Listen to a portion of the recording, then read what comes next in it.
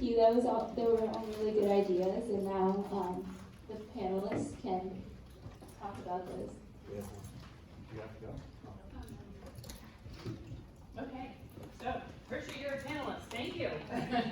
Tricia has multiple hats here today. Here you go. Okay, so thanks everyone. Those were really great ideas. It's exciting to hear what you guys would do if you were in an elected position and able to make those decisions or influence those decisions yourselves. So thanks to the panelists. I saw that our panelists were actively writing notes, so they're ready to respond to some of the topics that you raised. Maybe you'll hear something about what is already being done on some of these important topics. So, okay. First, I'm going to introduce to you, again, I did mention to you that we would have Rudy Marconi here today, so thanks to Rudy Marconi. Everybody here knows, thank you for being our first selectman. You were here at our previous session, and we're thrilled to have Mr. Marconi back. As many of you know, this program is possible because of Mr. Marconi's leadership, and the winner, when we do the election, the winner of Vice President U.S. Ridgefield gets to accompany Mr. Marconi around town at different ceremonial events. You already saw how Hersha got to walk with Mr. Marconi in our Memorial Day Parade. So thank you for your support and leadership. And then we're very privileged to have Barbara Henry here with us today. Barbara Henry is the Mr. Marconi of Roxbury, the town of Roxbury. She is the mayor, or the first select woman, of the town of Roxbury, Connecticut. So thank you so much for driving all this way and joining us today. We're really privileged to have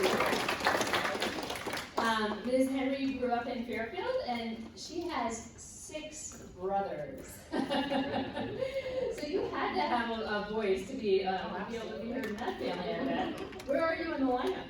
Right in the middle, 3 older, 3 younger. Okay, all right, perfect. So yeah, that's pretty impressive. And so she was elected first selectman in 1997, the first woman to hold that office. And she has served on various councils, been an EMT and a Girl Scout leader. So thank you very much for joining us. The Girl Scouts are very important to us. We have a partnership with the Girl Scouts, and the head of Girl Scouts of Connecticut is on our advisory committee that makes it this year. So now I'm going to give just a little bit of overview so that you can understand a little bit about the different towns that Ms. Henry and Mr. Marconi represent. Roxbury is a town of about the 26 square miles, whereas Ridgefield 35, 2,200 people, whereas Ridgefield has about 25,000. We're in different counties, and so that gives you just a little bit of an idea of kind of the differences of our towns. And I'm going to move on here about Ridgefield's government. So some of this detail is really when you kind of get involved in Ridgefield in terms of the elected officials. There's various different committees that you can sit on and departments, and just to give you an idea of how many, these are all of the different committees and departments we have in Ridgefield. It's a lot, huh? And Mr. Marconi probably stays aware of what's going on with each of them. Tries to. Roxbury similarly has a group of boards and commissions, and I'm going to just jump to all of the ones that are in Roxbury. So a similar amount of commissions and boards that you also need to be aware of, or try to, as you said. Okay. So we're going to jump to questions for the panel. So actually, since you guys all just addressed the panel with your interests and what's most important to you, I'm actually going to start out, instead of going by these questions that we had in set up in advance, I just actually want to ask the panel, and maybe starting with Ms. Henry, what you thought of some of the things that you've heard, and if you have any kind of response to that in terms of what's happening in Roxbury and some of those topics. Sure. Thank you for having me. It's great to see all these beautiful women in one place. So some of the things that are not new, I've heard of these before. They're all very good and subjects that all of our towns are very concerned about. When we are elected to the highest office in the community, we take our jobs very seriously, and one of the biggest ones is public safety. And then comes all of these things: pollution, stop signs, traffic, and speeding is probably the #1 complaint in our small town, Roxbury. Now, I was thinking, we have 25,000 people, we have, oh, not even 2,500, sometimes I say we have more cows than we do have people, and they get out, so, you know, it gets a little crazy sometimes. Littering is a huge problem, and, you know, we have our public works people that go out and pick up, we have, you know, we beg people to go and pick up, things that are not in our town, like McDonald's cups and things. We don't have any of that in our community. And so these are passers through. However, it's not that everybody in Roxbury is special. I mean, are we littering in other people's towns? So we do talk about that. We talk about that. We also have a town-wide cleanup day. The cutting trees and replacing them, you know, trees, there's two sides to that.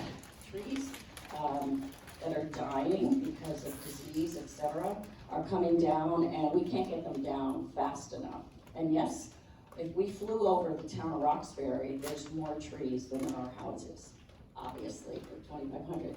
But it is very, very green. We have a very active land trust and preservation program. So we don't replant all of our trees. However, we did have a nursery, and when some trees were down by the library, we could take them from our own nursery.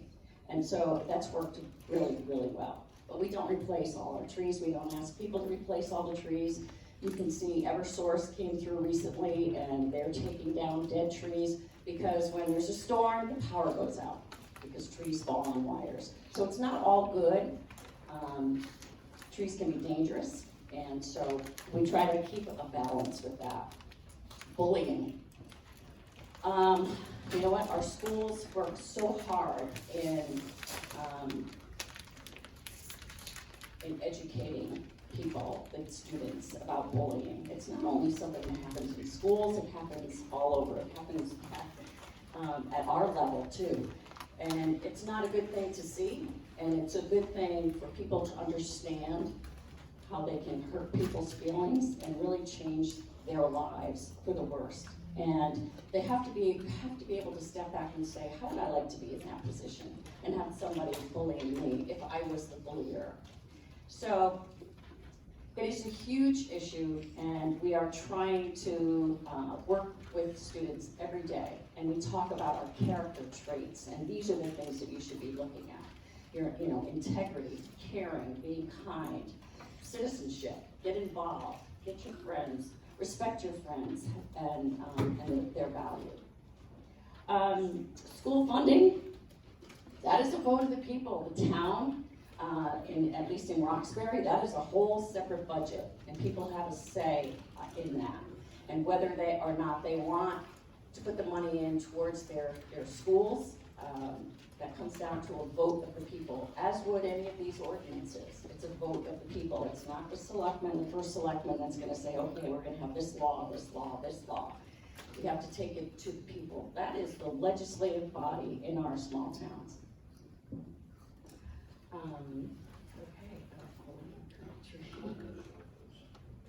Okay, homeless shelters. Well, you know what? We don't have any homeless shelters in Roxbury, and we do know where we can shelter people in our cities.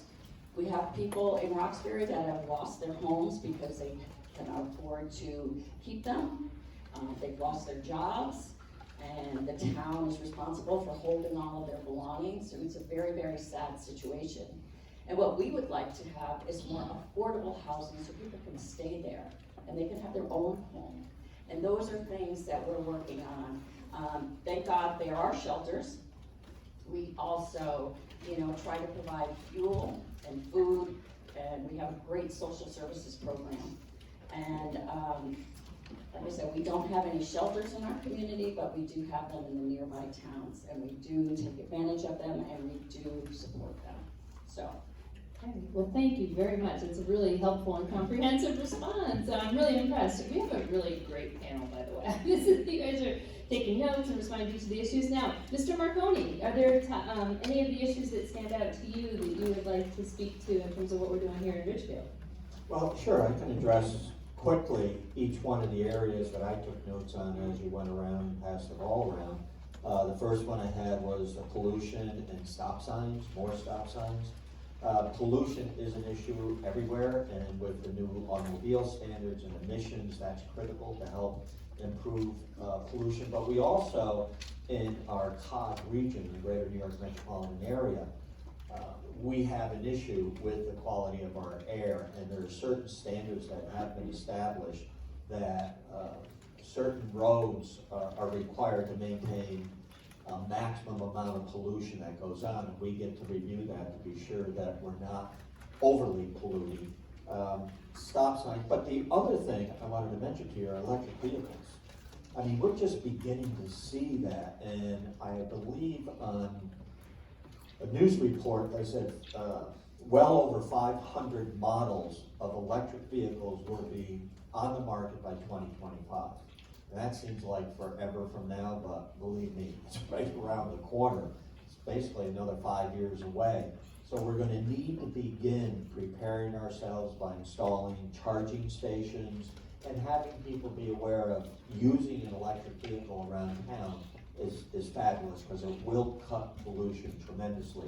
Littering is always an issue. We have Rid Litter Day every year. I don't know if your schools participate, but we have bags and people volunteer, and we pick everything up on Monday to help clean up the litter, especially after the winter time. The snow's all gone. You can see a lot of debris on this side of the roads. English classes as a Board of Education, someone mentioned advanced English. Absolutely, it's something that we should be doing, because when you graduate, you should have a good command of the English language, but for those of you where English may be a second language or a native language is an advantage to you, don't ever forget that. Use it and remember it, because it will become an advantage to be able to speak both languages fluently when you do get older and advance on into a career. Trees are a never-ending problem. Right now we have the ash borer on the ash tree. We're cutting, I think so far this year, we've spent over $200,000 taking trees down. And we could spend 10 times that addressing that issue. Are we replacing all of them? Not immediately. It's almost impossible to do that because this problem is so extensive across our town. You don't see it as much now when the leaves are coming down, but a couple of months ago before they came down, you could see a lot of those tree tops and they were all ash trees. So we're having to do as much of that as we can to replace them. Bullying has been covered very well by Ms. Henry to my left, your right. She is dead on with bullying, and the only thing I would say to that, maybe add, is that you yourselves can go a long way in preventing bullying in your classes by organizing your own group of allies to help combat bullying. Because if I say it to you, you're gonna look at me, well, who's that old man? What does he know? But if a friend of yours says something to you, it's gonna have a little more impact. So the fact that you have control of that and can help out with that, I would enlist your help immediately to help cut back on the amount of bullying that goes on. As far as maintenance, we've heard a lot about that. Maintenance in our schools. What we do here in Ridgefield is the Board of Education is responsible for the interior of the schools, and the town of Ridgefield is responsible for the exterior of the schools. So for example, right now in Branchville, we redid a ADA compliant, American with Disabilities Act compliant playground. We are repainting, we power washed, we pulled all the overgrown bushes out of the front, and we're sprucing it up, so to speak, on the inside. I know the Board of Education redid all of the lighting on the inside, and it makes an incredible difference. So we hopefully can proceed through our town addressing each and one of our schools. And the homeless shelters, Barbara was right again, the cities have the shelters. There's a program in Danbury called End Homelessness now. The Mayor Boughton has been pushing this for years. I give credit for that. What we do as a town is every year in our budget, I think it's about $3,000 that we give to the city of Danbury to help end homelessness. And it doesn't actually go to the city of Danbury, it goes to ARC, the Association of Religious Communities, that has two programs, homelessness and getting people into a comfortable living arrangement, but also addresses domestic violence, which is another big concern. So those are my answers. I hope I didn't go too long. No, that's But thank you for very the questions. helpful. I'm so impressed, thank you both. But remember, we were supposed to create an ordinance for each one of these. Well, indeed. So you've helped put it in context. I actually want to go back to a point you made about electric cars. 2025 is not that far away. How many people in this room, raise your hand if you will be at least 16 years old in 2025? If you'll be at least 16 years old in 5 years. Okay, so there you go. So this is a very relevant topic. This is the kind that you might be driving an electric car. How many people already have an electric car? Okay. The town does. The town, well, we have the charging station, so. You said about. Yes. Yep. Hirsch, is there anything that you would like to add to some of the topics you heard? So everything that you guys discussed when you presented are really important topics, and even though right now we can't necessarily vote on laws and vote on these committees that Liz presented earlier, you can still get involved, and you guys all presented on something that you guys were passionate about, and you discussed it with your groups. And there's little things that you could do that can make like a huge difference. For the homeless shelters, I know I've done it before, but the Dorothy Day House in Danbury, you can make sandwiches for them. You could set up a fundraiser, and then on their website, they have like a list of things that they need. So from the fundraiser, you could go out to the grocery store and buy the things that they need and deliver them. And even though that seems like a small act, it can go a long way, especially with the holiday season coming up. They really need all the help that they can get. And in terms of pollution, some of you guys might have seen it around, but they've stopped giving plastic bags, and now you're forced to bring them up from home, and it's really made a difference. And that small thing that's like a chain of events throughout Connecticut is really helping. So again, you can promote that, maybe create a fundraiser and sell these types of bags that people could be bringing to the grocery store. So just what I would say is get involved in what you think is important, and make sure it's not just something that, oh, I'm going to do this. Make sure you're passionate about it, because later this year you'll be making a campaign, and if you pick something you're passionate about, it'll make your campaign that much better and more interesting, and you'll know you're making a difference. So. That's great, thank you very much. Now, Hirsch, you referenced this list of the advisory boards and the committees. Right above Mr. Marconi's head, you might be able to read, who can read the one that's right above or was above Mr. Marconi's head? Go ahead, Maura. The water pollution? Right below that. Oh, youth commission. We have a youth commission. So, Mr. Marconi, can you speak to what our youth commission does? Sure, the youth commission is made up of adults and student representatives. We have about 16 members. About 7 to 9 adults, and the balance are the youth of our community. And it gives you the opportunity to come in and talk about various programs we may have or we don't have, what's going on in our community, and communicate to better satisfy what the needs of the young people are in our town. And that's been around for quite a few years now and successful. Yeah, and actually 2 years ago, we had Callie Ellen, who was a mentor last year, and the year before, she was a representative on the Youth Commission. She, I believe, was a representative as of her sophomore or junior year. So something to keep in mind that you potentially could be a part of in the future. Do we have any mentors here now who are part of the Youth Commission? No, I didn't think so. Okay. So now, before we go on to other questions for the panel, which you saw, we have some other questions we're going to ask our panel. But before we go on to that, do you guys have questions for our panel? Are there any questions out there that you guys have based on what you heard? Go ahead. Here we go. Let's bring me a microphone. And please, when you ask a question, please stand up and state your name, and then go ahead and ask your question. I am Sophia, and is it hard to keep track of all of the things that Ridgefield does? Well, I can answer I that can for ask him. Ms. Henry, she's our guest, I'll ask her to go first about Roxbury, but there's a lot of moving parts in any municipality. There are. I was gonna say, I could answer that for Mr. Marconi because I can We tell you both that go through go the same thing.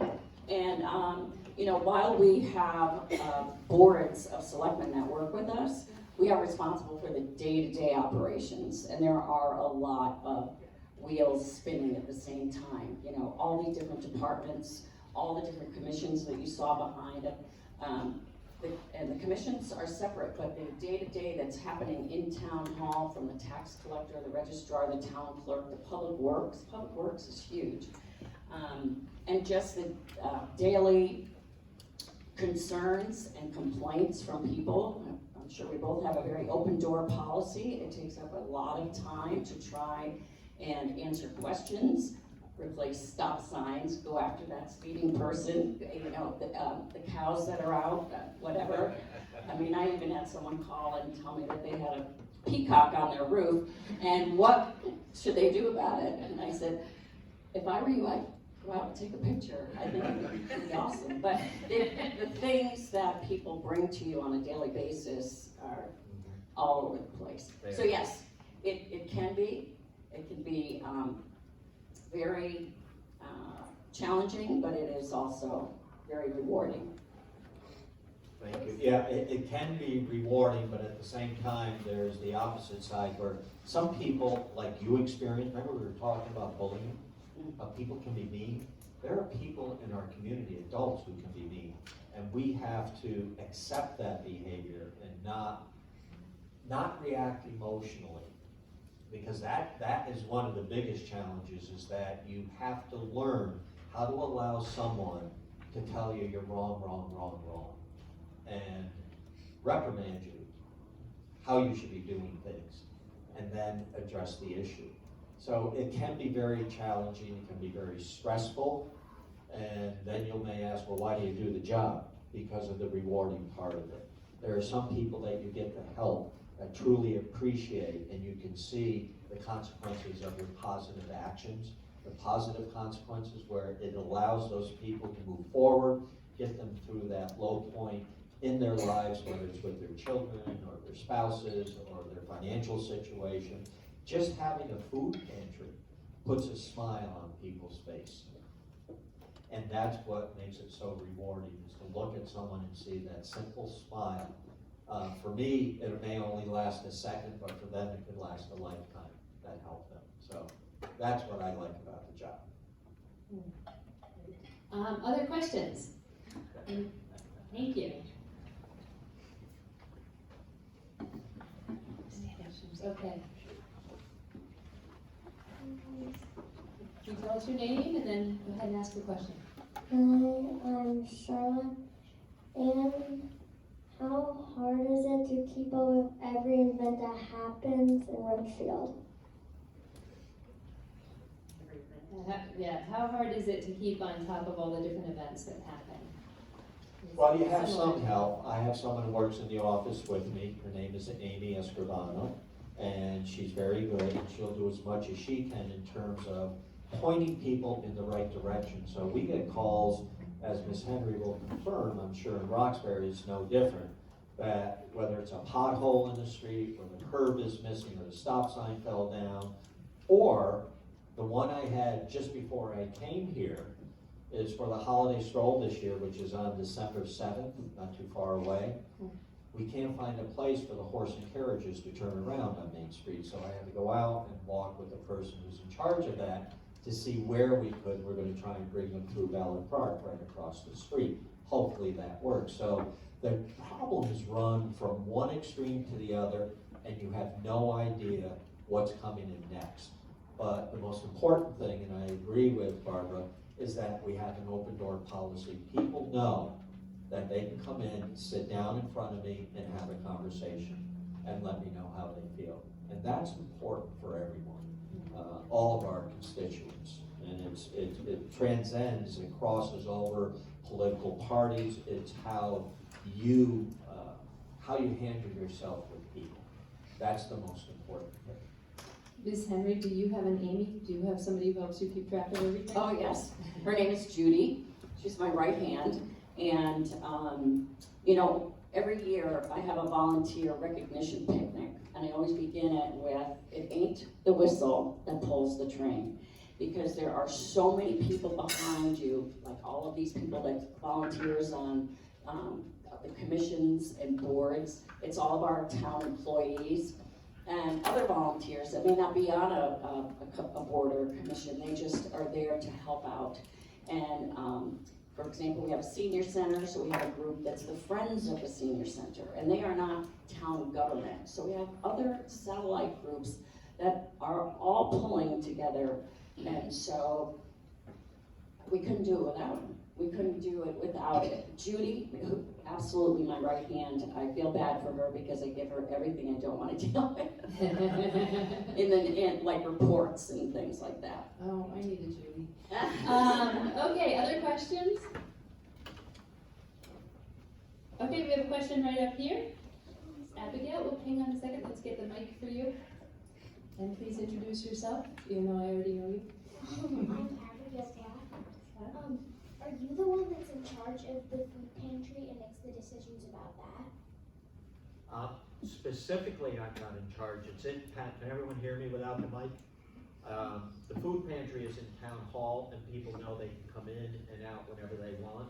We used to have it at the Parks and Rec Center, and that's always very, very busy with a lot of people coming in and out. And sometimes when various people in our town are in need, we ask them to come in and get the food, because that saves them money from having to go to the grocery store and spend a lot of money. They can use that money, put gas in the car, to fix the car, to help pay the rent or the mortgage or whatever it may be. In town hall, Mr. Tony Phillips, who is our Director of Social Services, is responsible for the food pantry. And how many of you have ever raised food for the food pantry?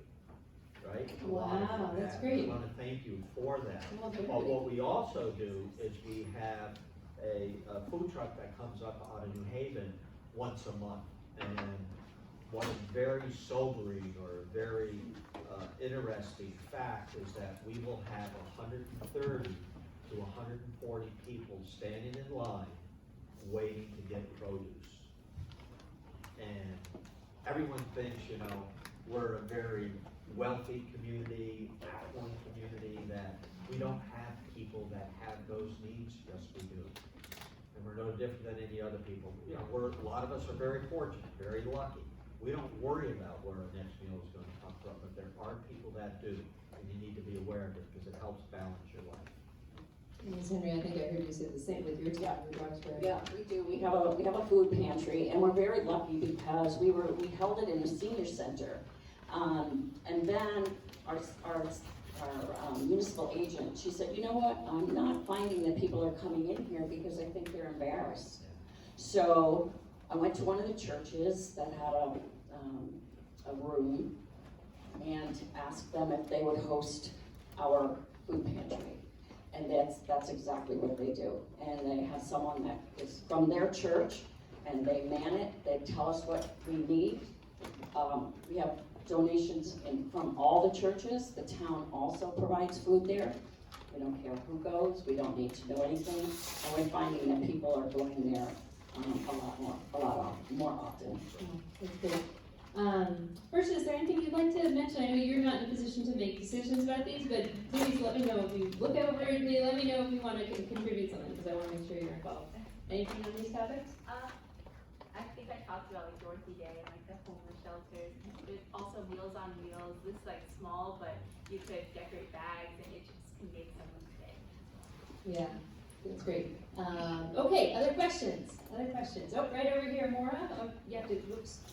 Timmy, no. My name is Maura Meyer, and why do you think your job is important, personally, yourself, why do you think your job is important instead of other people thinking? Okay, yeah. Ms. Henry, do you want to start with why you feel your job's important? I know my job is important. I know that things that I do on a daily basis help people. I am always looking to make people's lives better, easier, get them information that they might need. And like I said, one of the number one things that we took an oath when we were elected was that we were going to always be front and center about public safety. And today, in today's age, it is really a very important subject. So we're always going to trainings with Homeland Security. We have storms that we have to deal with. And I think one of the things that I ran on, and I've been in office 22 years now, was communication. And I wanted to be able to get to people. I wanted them to hear me. And so we have a reverse calling system, we have an email system, we have a text system. I've tried to stay up with all the technology. We're on Twitter, we're on Instagram, we're on every Facebook, just trying to make sure that people have information so that they are empowered. And that's something that you all need to realize, that you are incredible women and you need to keep yourself educated so that you are empowered and that you can help people and make a difference in their lives. Thank you. Tough act to follow. Yeah, that is tough. Yeah, is the job important? Yeah, as Barbara mentioned, yeah, it is an important job because people come to you hoping to have answers, that you're going to give them the answers, mainly that they want to hear. So when someone comes in and talks to me about not being able to get a response from all the departments you saw up here earlier, it's my job to go to that department and say, why didn't you respond to that person? And they may have a perfectly good reason why they didn't, but I need to be sure that they did in fact follow up and give the best possible answer. And sometimes what happens in various departments is they get into ruts and they begin to say, well, we've never done that before, or that's not the way we do things. And you know what? When it comes to the citizens of our community, all of you, it's important that we maybe do things a little differently once in a while. And there are extenuating circumstances where we have to think outside the box. You've heard that phrase a lot. That not everything fits in that perfectly round hole. And you have to sometimes figure out how to get that square peg down in there. That's difficult, but the people expect you to do that. So that's why I know it's important for me, as Barbara said, to serve the people that elect us, to serve the people of our community, to be sure that we're doing everything possible that we've done it right for them. And Hershey, I want to give you a chance to speak to this.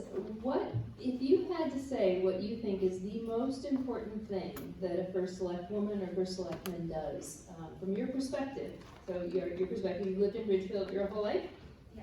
Pretty much? Okay. So what, from your perspective, is one of the most important things that role plays in your life?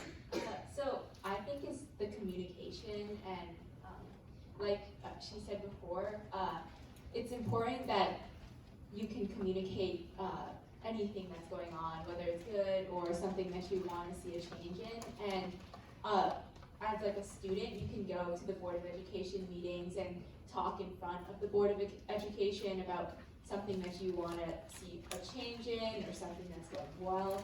And I've personally done that before last year, and I think that's like a great thing that you guys both run, and just communication, like he said before, about being able to just walk in and have a conversation. Did I understand you to say that you spoke in front of the Board of Education last year? Yeah. Is it something that you can share? Yeah, so last year there was a issue, I thought, and a few other students about the removal of Global History 1 in high school, and we went multiple times, I think 3 or 4, to talk about its detriments, and we thought it was a really big issue that it was being removed, and we talked in front of them, and you're given a certain amount of time, but we all talked in a row, and even though it might have not been changed, it was definitely put in the back of their heads, and maybe there'll be a change in the future, and hopefully they can see what we were doing. Yeah, change takes time, understandable. Well, thanks for doing that. Okay, other questions? Lots of other questions. Okay, where were you, Ms. Coronado? Thank you. Do you think you my name is Audrey Black. Do you think you personally changed a lot while being first selectman and first select woman? You changed a lot while being in your role. My spouse, my wife would probably be the best one to answer that question. I don't think I've changed, but I've learned a lot more about people, and I've learned how to listen.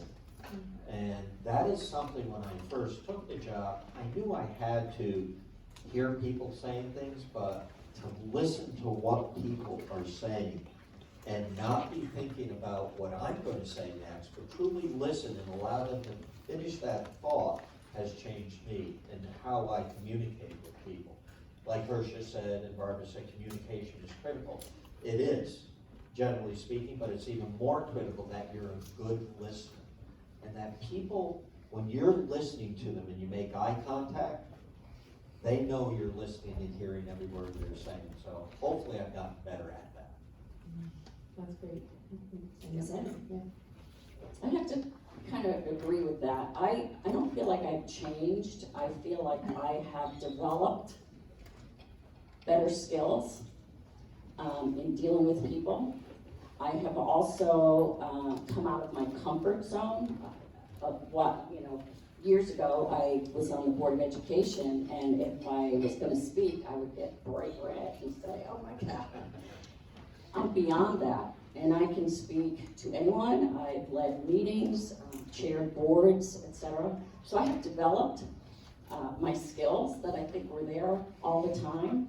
And getting out of your comfort zone, sometimes it's not easy to do, but it is always going to be a benefit. And I think that that's what happened in my career. If I may add to that, that's one thing that this program, this president, is a major part of, is learning how to address a crowd, how to look into people's eyes, how to speak to them, and giving you the confidence to do that, because it can be scary when you get up in front of a large group and everyone is just staring at you, waiting for the words to come out of your mouth. To learn how to do that comes with practice and repetition. And I have to agree with Barbara, the first time was like, oh my God, look at, what am I going to say? And you're constantly, your mind is going and going and going, but now you feel more comfortable. We know our jobs very well, and the one thing I've learned, my dad used to say this, if you tell the truth, you never have to worry about what you say. Always say what is right. Now, people may not like that. Sometimes they get pretty upset with you, but you have to tell them the truth. And when you learn that and feel comfortable with that, as I'm sure all of you are, the rest of it just comes with time. That's a great message. If you tell the truth, you never have to worry about what you said. That's great. Hersha, I'm going to use Mr. Marconi's as a segue, the point about the program. Can you tell us if you changed in any way as a result of being Vice President U.S. of Richfield? Yeah, so when I first started the program in 8th grade, I couldn't speak well in front of a crowd. I would always have to read something, and my parents and Liz would always be like, try to get away from the paper and speak on just whatever you want to talk about. And I've definitely improved from that throughout the program and working outside of the program.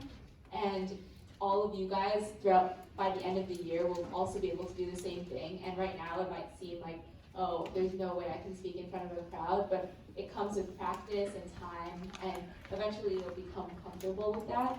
And also, when I was in the program, we would see local leaders like what you guys are right now, and I just got inspired to do similar things as them, and hopefully you guys will do the same through this session and coming sessions.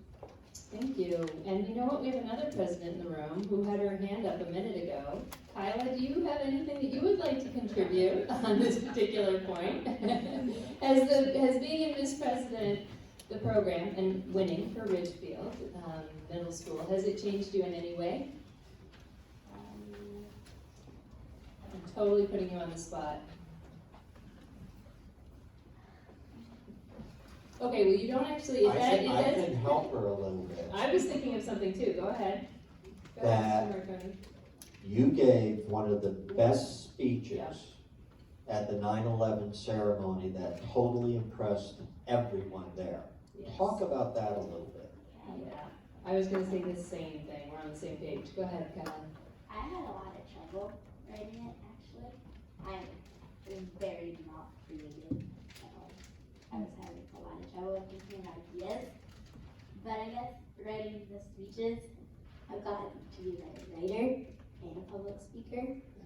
And the zero waste topic during the election helped kick off my silver award project for Girl Scouts. We're gonna run a class at the library for composting. Great. So, That's fantastic. I mean, and so Mr. Marconi and I had the same idea in mind, which is Kyla, you did a fantastic job. Kyla McGuire spoke. So each year in Ridgefield, we have a piece of what was part of the World Trade Center by our rec center. And each year on September 11th, Mr. Marconi speaks, and we recognize those we lost that day and what is important about that representation. And Kyla gave a couple-minute speech, and it was perfect. And with your permission, I'll share the video clip, with your mom's permission, actually. And really very clear, so you really did a great job. Now you have your hand up for a question. Would you like to ask the panel a question? it's for all three of you. I was wondering, for like all of your campaigns as leaders, like what was your main like influence and motivation?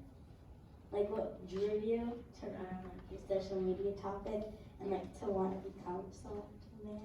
What inspired you to first run, basically? What inspired you to first run for office?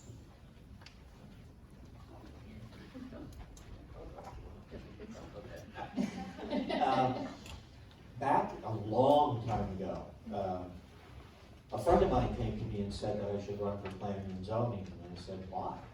And they said, because you know the town so well. I grew up here, graduated from high school, etc., and that it would be nice to have someone who grew up in town that understands the community, etc., gets on planning and zoning. I thought about it and I said, okay. And it was interesting because the way I got elected was that there's something in Connecticut called minority representation. And the party I was in, which was a minority party, I ran on that ticket. The majority party on the board actually elected too many people. They all got more votes than I did.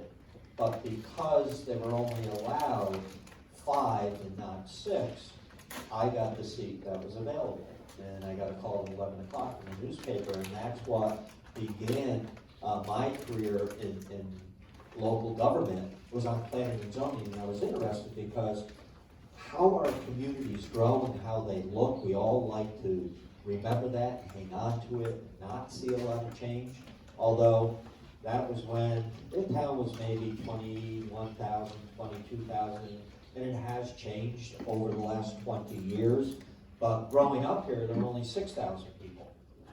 And Ridgefield was a lot like Roxbury back then. We had farms, we had cows, and the cows would go out. So the town has changed. And in '93, I decided, well, the policy-making part of our community is the Board of Selectmen. Maybe I'd like to serve on that. That would be interesting. And I got elected to that. And in 1997, I said, you know what, I'm gonna run for first selectman, because I really like working with the town, and I lost. And that was a good learning experience, is how to deal with defeat. And a lot of you play sports and you win games and you lose games, but when you work very, very hard to get elected and you lose, it can be tough. It's tough on your family, it's tough on you, but the next morning you get up and you go on with life. And then in '99, I ran again and was successful in winning. But that first time running, that's what inspired me, was land use and how our town was going to grow in the future. And actually, Ms. Henry, one thing I want to point out is that, so in '99 you won, and you've been in office ever since, and in 1997, Ms. Henry won and has been in office ever since. So be careful if you run, it might become, it might become your life, if you're lucky and if we're lucky. So go ahead, Ms. Henry. Well, I never thought about being involved in politics, ever. And so when my children, I was always working in corporate America, but when I had children, I got involved with the elementary school, and I was PTO president. And from there, somebody said, hey, why don't you run for the Board of Education? And I said, oh, sure, I'll do that. And I won, which was great. And I really got involved with the Board of Education. And then someone came to me and said, why don't you run for the Board of Selectmen now? And I said, yeah, that sounds really good. You know, I wasn't ever thinking going that route. So I served on the Board of Selectmen, and at that time there were 2-year terms. And I won both 2-year terms. And then the first selectman decided he was going to retire. And I said, I can do that. I can do that. I'm gonna run for that. Now, as women, you need to know, I knew what was going on in the town because I was on the board. I had a lot of people come and say, you're never gonna win. First of all, there was never a woman first selectman. I was not from Roxbury. I was going to be running against somebody who had been there for 40 years. And I got a lot of that. So I said, you know what? I'm gonna go, I'm gonna knock on doors, I'm gonna let people see who I am and what I'm gonna stand for. I went to a lot of house parties, and I remember that this one man said to me, well, you know, how are you gonna deal with like public works? You know, something goes wrong and you can't take care of it, what are you gonna start crying? Really? Yeah. And I said, excuse me? I said, you know, I can cry. I cry at Hallmark movies and everything else, but I am not a crier when it comes to getting a job done, trying to get, solve some problems. And I said, you elect me and you'll see how I handle myself. Well, this man has come back since then and said, you know what? I did vote for you, and I'm really glad that I did. So I felt very confident. I did not know the whole job, but I felt I'm a competent person. I will look people in the eye. I will listen. I've gotten a lot better at that versus trying to interrupt them because I know what the answer is. And one of the other things is you gotta give people a firm handshake and say, you know what? I know what I'm doing, but I'm here for you. And I'm not a bully. I'm not gonna push my ideas on you. I'm gonna listen to everybody, but then I'm gonna make the decision.